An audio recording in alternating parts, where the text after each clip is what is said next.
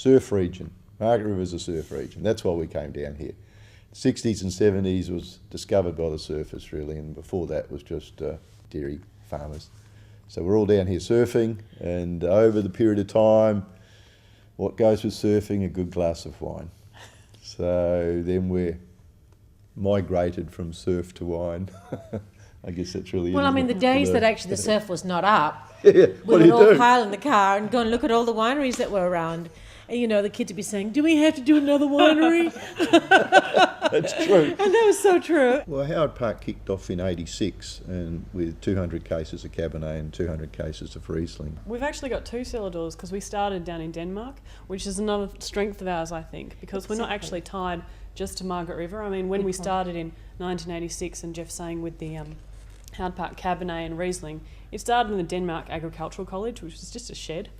So effectively we started in a shed down in the Great Southern. But yeah, then we grew the cellar door in Denmark, and we moved to Margaret River, and we have a cellar door and a lovely winemaking facility here as well. I find it really exciting because as a family we're able to create this from the beginning. I mean, the site was a registered horse farm years ago, and it was not really, you know, looked at as vineyard land when we looked at it first off.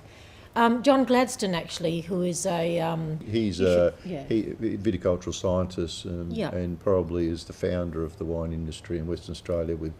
He came to the conclusion that Margaret River had terrific soils and the right sort of temperature to produce Cabernet and Chardonnay. And they were the varieties that were originally planted, and probably initial success have come about.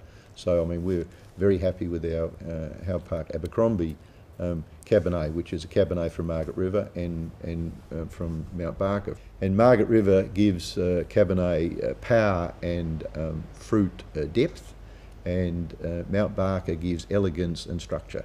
And putting the two together, you get a fantastic, long-lived, elegant Cabernet. Our Riesling is a classic from our point of view, and what I particularly like about the Riesling and being sourced from the Prongerups in the Mount Barker region is that you get very low yields, but you get a minerality in the Riesling, and you get a raciness and you get a zinginess, which is very focused. And I think for Riesling it's important to have a very strong focus. So it'll age really well, goes great with seafood, and it's one of our probably one of our most recognised wines.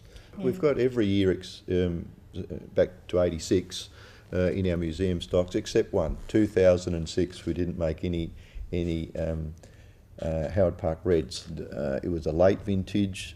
The grapes were still sound, but then the vintage closed out, started raining like today, and grapes are still out there and still green.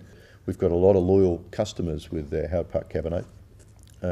To make a green and mean Cabernet would have been very detrimental. So that was a real painful blow financially, but it was the right thing for us, and it was the right thing. And I think family businesses can take those decisions. Well, you see, it's our reputation, so why bottle something that you're really not confident about? But karma works in beautiful ways, because after '06 we've had '07, '08 and '09, and it's been fantastic. So, you know, who's to say? And you've had a lot of critical acclaim as well. We've had a lot of critical acclaim. We have, internationally. Actually, just recently we just won an international award, the Concours de Mondial de Brussels, and that's actually 2003 we won that as well. So 2 vintages, 2003, 2005 for the Abercrombie.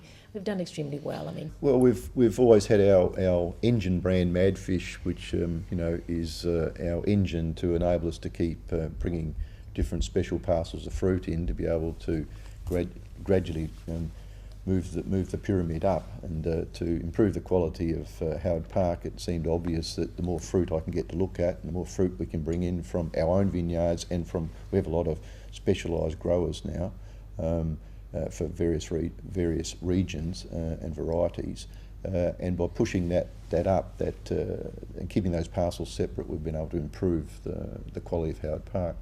I've been passionate for Pinot for most of my life, and we've took 5 years to find a site down in the Prongerups, and I've got a joint venture with a friend from Burgundy, Pascal Machan, and so him and I are making some wine down there, and it's small quantities, and we're very encouraged with the first 3 vintages we've done together down there.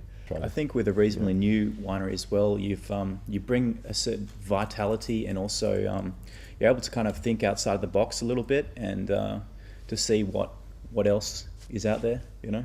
So it's You're not interesting. set by what has been done before. You can actually create it again. That's that word, creation, again. So we can explore, create, experiment. And I mean, the biodynamic route is something that we have started, and we're going to continue with that, and we're really absorbing that.